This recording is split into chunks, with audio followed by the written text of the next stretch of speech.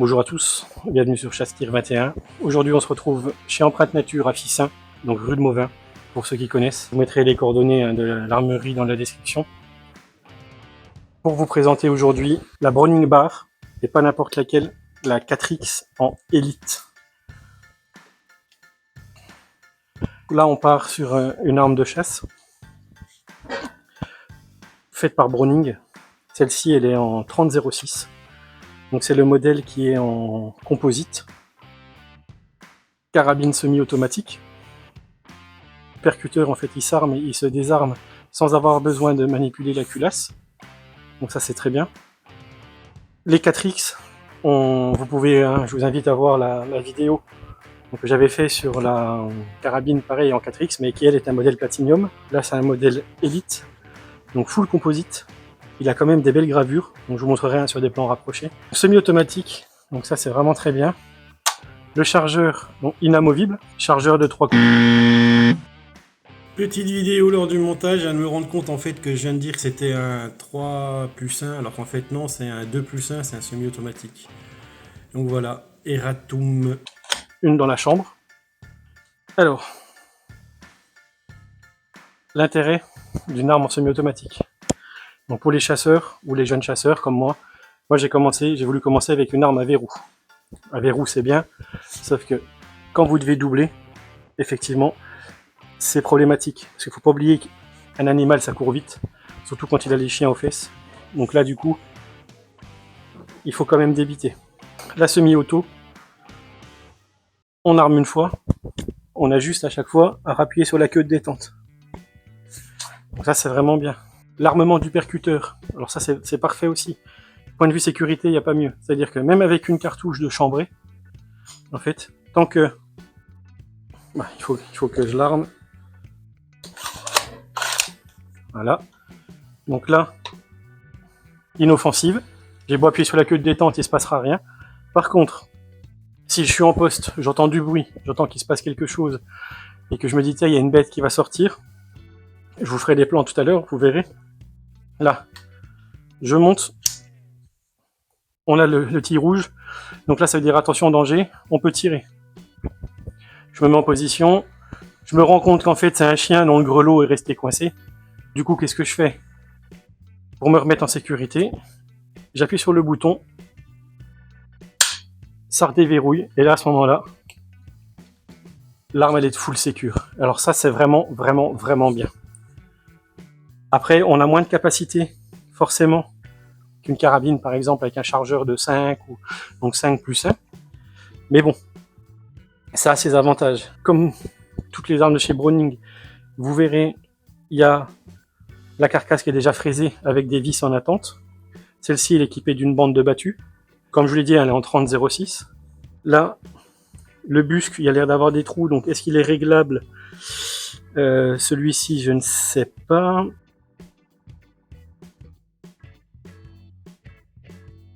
Je sais qu'il a la nouvelle plaque de couche là qui amortit très bien. Donc je vous montrerai les plans rapprochés tout à l'heure. Sur la culasse, il y a les traces, vous savez, comme ils font maintenant, là ils aiment bien faire parce que c'est vraiment joli.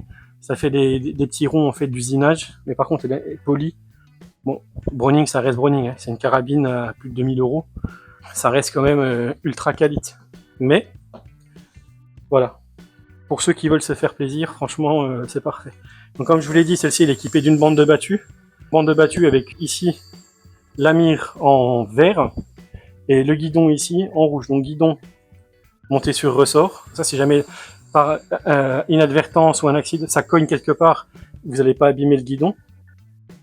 La carabine elle est filetée, donc en 14/1.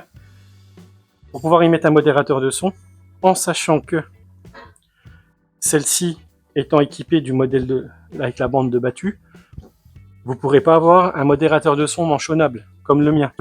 Si vous voulez conserver la bande de battu, je suis même pas sûr qu'avec l'épaisseur du modérateur, déjà, vous puissiez, même avec un frère et devis qui est assez fin, avoir. Peut-être un 223 en lightweight, peut-être, mais je suis pas bien sûr.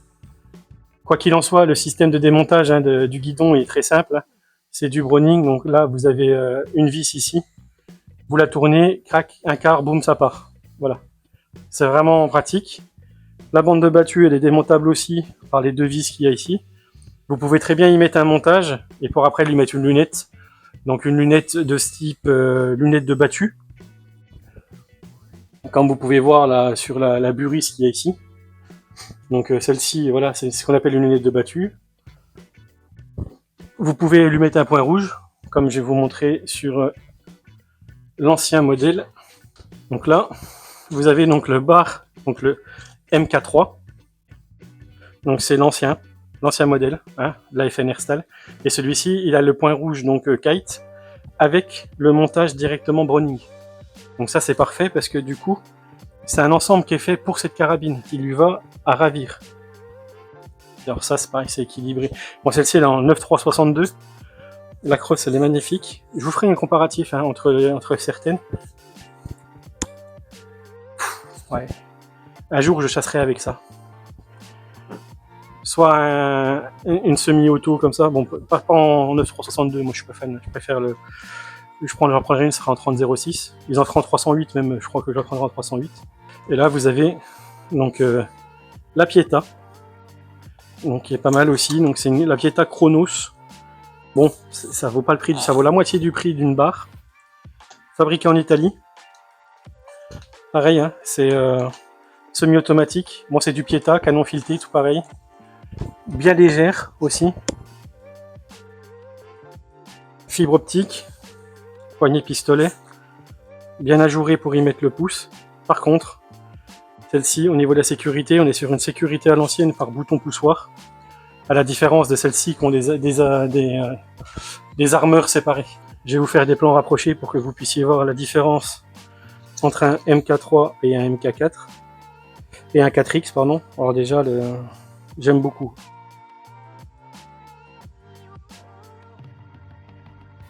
Donc là, on se retrouve sur des petits plans rapprochés. On va faire la comparaison barre 4X, MK3. Si on doit comparer les crosses, donc on voit que celle-ci sur la 4X, elle est un peu plus... vous avez le busque. Là, il y a des plaques intercalaires qui ont été montées, elles n'ont pas été montées ici. Mais bon, on voit quand même la différence. Au niveau du garde-main, oui, du garde-main, là, c'est pas mal. Alors ici, il y a un caoutchouc qui est vraiment très bien. Le revêtement est vraiment bon. Donc je pense que même avec des gants ou sous la pluie, c'est vraiment génial. Moi, ce que j'adore, c'est assez sympathique. Ça affiche la couleur tout de suite. Les gravures sur celui-ci qui sont magnifiques. Donc là, vous pouvez voir la bande de battue. Le guidon, comme je vous ai montré et que je vous ai expliqué, qui est démontable. Et là, comme vous pouvez voir la carcasse, vous voyez bien qu'elle est fraisée, donc prête à accueillir un rail qui permettrait de monter une lunette. Ou alors, vous avez le système sur le MK3 ici. Donc en reprenant les vis de montage de la bande de battue, vous pouvez monter directement un point rouge kite. Avec le montage, celui-ci là, ça c'est le montage Browning. Et là du coup le kite il vient se mettre à la perfection dessus. Et là vous avez un ensemble qui est harmonieux et parfait. Donc là on est de l'autre côté. Le système de percuteur comme je vous ai dit, avec l'armement. Là il se passe rien, que de détente totalement inerte. On pousse, il y a le rouge c'est danger. Là vous êtes susceptible de pouvoir percuter. Quelqu'un passe ou quoi que ce soit, on appuie sur le bouton, désarmement instantané, à nouveau inerte, et ça c'est génial. Donc ça c'est le système pour pouvoir relancer automatiquement quand la culasse est débloquée en arrière. Donc là on voit, ça a été bien fait, 4X. Là vous voyez bien le grip. C'est vraiment des super belles armes. Même sur le MK3 on était déjà sur des super belles armes de qualité. Donc là on voit que la 9362 par exemple elle n'est pas filetée. Alors que la 30-06, elle a bien son canon fileté. Et là, vous pouvez voir, comme je vous ai dit, la culasse, avec l'aspect là qu'ils font maintenant, voilà, où on voit les traces d'usinage en fait. C'est vraiment vraiment beau. Et alors les gravures, bon, on est sur quelque chose qui coûte, voilà quoi. Je vous mettrai plus de détails hein, sur les 4X parce que maintenant, là, c'est plus les. Avant, on avait MK1, MK2, MK3. Maintenant, avec la 4X, c'est tout sur mesure. Vous pouvez choisir la couleur de la crosse, le type de crosse, le garde-main, le caoutchouc, le bois, la qualité, les qualités du bois, les grades du bois, choisir si vous voulez la chromer, si vous la voulez en noir, si vous la voulez en poli, si vous la voulez avec ou sans les gravures. C'est vraiment, maintenant c'est à la carte.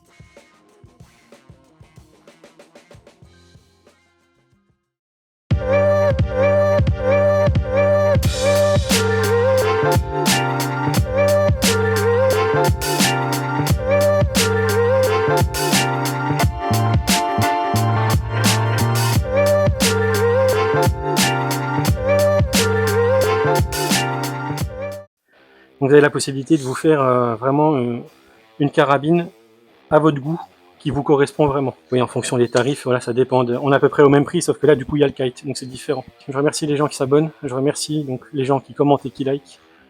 Je remercie beaucoup Christophe d'Empreinte Nature qui me permet de vous présenter ce genre de petits bijoux.